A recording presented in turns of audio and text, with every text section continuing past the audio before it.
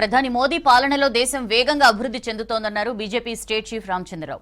కాంగ్రెస్ పాలనలో అవినీతి తప్ప ఏం లేదన్నారు. మెదక్ జిల్లా నర్సాపూర్లో మున్సిపల్ ఎన్నికల ప్రచారంలో ఎంపీ రఘునందన్ రావుతో కలిసి పాల్గొన్నారు. 2 ఏళ్ల తర్వాత రాష్ట్రంలో బీజేపీ అధికారంలోకి వస్తుందన్నారు రఘునందన్ రావు. నర్సాపూర్లోని గుట్టలను బీఆర్ఎస్ కాంగ్రెస్ నేతలు అమ్ముకున్నారని ఆరోపించారు. పట్టణాలని అభివృద్ధి అని చెప్పేసి పన్ను పెంచి ఈ రోజు పట్టణాలు ఏ విధంగా ఉన్నాయని చూసుకుంటున్నాం. ఈ రోజు రహదారులు మనం ఏది చూస్తున్నామో ఈ రహదారులు నిర్మాణం చేసింది కేంద్ర ప్రభుత్వం, నరేంద్ర మోదీ గారి ప్రభుత్వం. మిత్రులారా, నిన్న మాట్లాడుతూ ఉన్నాడు ముఖ్యమంత్రి గారు, కేంద్రం ఏమి ఇవ్వలేదు మాకని చెప్పి.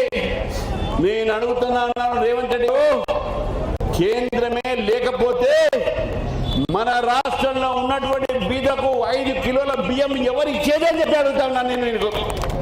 కేంద్రమే లేకపోతే మన రహదారులు ఎవరు ఇచ్చేవారు, మన రైల్వే స్టేషన్లు ఎవరు బాగు చేసేవాళ్ళు, మనకు వందే భారత్ లాంటి రైలు ఎట్లా వచ్చేది, మన ఒక గ్రామీణ ప్రాంతంలో ప్రధానమంత్రి సడక్ యోజన కింద ఏవైతే రోడ్ల నిర్మాణం అవుతున్నాయో అది భారతీయ పార్టీలో ఉన్న కేంద్ర ప్రభుత్వం చేసినటువంటి పనులని చెప్పి గుర్తుపెట్టుకోవాలి మిత్రులు.